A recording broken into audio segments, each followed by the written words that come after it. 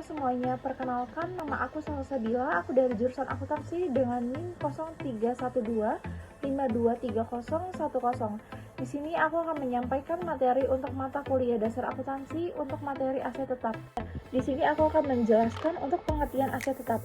Aset tetap adalah aset jangka panjang perusahaan yang dimanfaatkan dalam kegiatan operasional yang bersifat tangible. Menurut PSAK 16, aset tetap adalah aset yang berwujud. Aset tetap diatur dalam PSAK 16. Aset tetap dikelompokkan menjadi 5, yaitu yang pertama ada tanah, yang kedua tanah dan bangunan, yang ketiga mesin dan peralatan pabrik, yang keempat peralatan kantor dan perabotan kantor, dan yang kelima adalah kendaraan. Nah, aset tetap di sini dapat diperoleh dengan cara yang pertama dibeli. Dibeli atau melakukan pembelian ini diatur dalam PSAK 16. Yang kedua, pertukaran dengan aset non-moneter.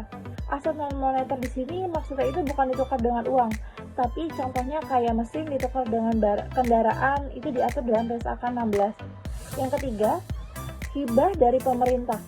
Ini juga bisa diperoleh dari hibah pemerintah yang diatur dalam PSAK 61. Selanjutnya, aset tetap diatur dalam PSAK 16. Nah, aset tetap ini merupakan yang pertama, aset berwujud yang secara fisik dapat dilihat dan disentuh. Contohnya dalam kehidupan sehari-hari kita, yaitu contohnya itu ada papan tulis dan kipas. Yang kedua, dimiliki untuk digunakan dalam kegiatan operasi perusahaan. Jadi, dia digunakan dalam kegiatan operasi, misal ada yang punya aset tetap ruko. Nah, tapi ruko ini tuh disewain ke orang lain. Nah, itu namanya bukan termasuk aset tetap, tapi itu masuknya ke investasi. Yang ketiga, aset tetap digunakan untuk jangka panjang umur manfaat. Ya, jangka panjang waktu di sini itu maksudnya umur manfaatnya ini lebih dari 1 tahun. Selanjutnya, komponen aset tetap. Aset tetap yang pertama ini ada harga perolehan. Semuanya biaya yang dikeluarkan untuk mendapatkan aset tetap sampai aset bisa digunakan. Yang kedua, umur manfaat. Jangka waktu atau periode di mana aset tetap ini dapat digunakan. Yang ketiga, nilai sisa. Nilai kas dari aset tetap di akhir umur manfaatnya. Nah, ketiganya ini merupakan faktor yang diperhitungkan untuk penyusutan. Aset tetap menurut PSAK 16. Otomatis yang dipakai terus-terusan akan mengalami penurunan.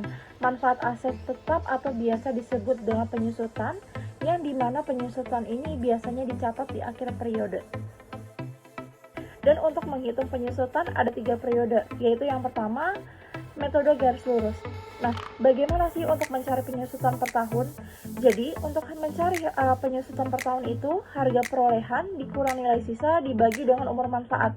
Dan untuk tarif penyusutannya, 100 dibagi sama umur manfaatnya, itu dalam persen. Nah, itu dari tahun ke tahun jumlahnya itu harus sama. Kalau tahun pertama misalkan 10 juta, ya tahun kedua itu juga harus 10 juta. Sama, kurvanya itu lurus. Kenapa lurus? Karena jumlahnya itu harus sama terus. Kedua, ada metode unit produksi. Di sini harus mencari dulu penyusutan per unitnya. Nah, bagaimana sih cara untuk mencari penyusutan per unitnya? Jadi untuk rumusnya adalah harga perolehan dikurang nilai sisa dibagi dengan total unit. Total unit di sini kan tergantung sama unit yang diproduksi ya. Nah, itu misalkan ada berapa? Karena dia itu dihitung per unit itu berfluktuasi naik turun. Jadi kurvanya itu naik turun. Dan yang ketiga, ada metode saldo menurun ganda. Bagaimana sih nyari untuk rumusnya? Nah, rumusnya ini untuk mencari tarif penyusutannya 2 dikali tarif penyusutan garis lurus. Dan kurvanya ini menurun. Di sini ada untuk contoh soalnya. Aset tetap sama dengan peralatan. Dibelinya tanggal 5 Februari 2018.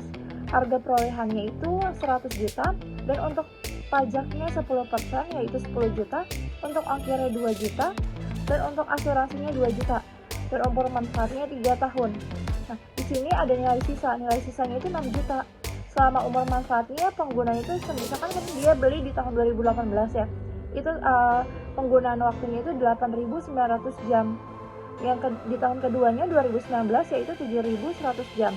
Yang ketiga di 2 tahun 2020 itu 4.000 jam. Kita ditotalin ketiganya. Totalnya itu adalah 20.000 jam. Dan di sini kita menghitung untuk tiga metode ya. Yang pertama ada metode garis lurus. Gimana cara hitungnya? Cari dulu penyusutan per tahun itu berapa. Tadi kan rumusnya harga perolehan dikurang nilai sisa dibagi sama umur manfaat. Nah, harga perolehannya di total itu 114 juta. Sisanya diketahui 6 juta dan untuk umur manfaatnya 3 tahun. Berarti jadinya penyusutan per tahun itu 36 juta. Nah, ini sama dengan per tahunnya 36 juta karena ini metode garis lurus. Terus yang kedua, untuk mencari tarif penyusutan, tadi dicari dulu tuh penyusutannya, 100 dibagi sama umur manfaatnya. Umur manfaatnya kan 3 tahun, berarti 100 dibagi 3 tahun, tulis aja biar gampang sepertiga persen. Nah, sekarang gimana tabelnya? Dan ini adalah untuk perinciannya. Jadi di tanggal 5 Februari 2018 harga perolehan 114 juta, untuk tarifnya tidak ada, dan untuk nilai bukunya itu 114 juta. Itu sampai ke bawah dan menemukan nilai terakhirnya itu di nilai bukunya 6 juta. Berikutnya ada metode unit produksi. Itu dia kan untuk mencari penyusutan per jam itu kan rumusnya harga perolehan dikurang dengan nilai sisa dibagi sama produksi itu berapa lama atau berapa jam ya. Nah, di sini kan harga perolehan itu kan 114 juta, untuk nilai sisanya itu 6 juta. Dibagi sama total yang diproduksi itu berapa lama, itu kan 20.000. Jadi 114 juta dikurang dengan 6 juta dibagi dengan 20.000 jam, itu hasilnya 5.400 per jam. Nah, gimana untuk tabelnya? Di sini sudah saya cantumkan untuk perinciannya. Dan untuk nilai terakhirnya itu nilai bukunya tetap 6 juta. Yang ketiga ada metode saldo menurun ganda. Di sini ada perbedaan tarif penyusutan. Kan tadi kan 2 dikali tarif garis lurus. Tarif garis lurus di sini kan 1/3%. Nah, sekarang 2 dikali 1/3% berarti kan 2/3%. Nah, di saldo menurun ganda ini ada aturan. Nilai buku untuk tahun terakhir tidak boleh di bawah nilai sisa. Dan di sini sudah ada untuk perincian hitungannya. Dan di sini untuk nilai akhir di nilai bukunya itu kan 6 juta. Beban penyusutannya itu ada penyesuaian. Karena kenapa? Karena di sini itu kan dia aturan itu kan nilai buku untuk tahun terakhir tidak boleh di bawah nilai sisa. Di sini sama ya kayak metode garis lurus, metode unit produksi, dan untuk metode saldo menurun ganda. Di sininya 108 juta dan di sininya 6 juta. Karena saldo menurun ganda itu cuma ada penyesuaian aja di sini. Dan dari materi tersebut kesimpulannya itu adalah aset tetap merupakan suatu aset berwujud yang memiliki manfaat ekonomis lebih dari 1 tahun. Digunakan untuk menjalankan kegiatan perusahaan dan tidak dimaksudkan untuk dijual kembali. Aset tetap yang dimiliki oleh suatu perusahaan dapat berupa gedung, peralatan, perlengkapan, mesin, kendaraan, dan lain sebagainya. Aset tetap ini yang nantinya akan membantu memperlancar kegiatan operasional perusahaan. Sekian untuk penjelasan dari saya untuk materi aset tetap, semoga bermanfaat.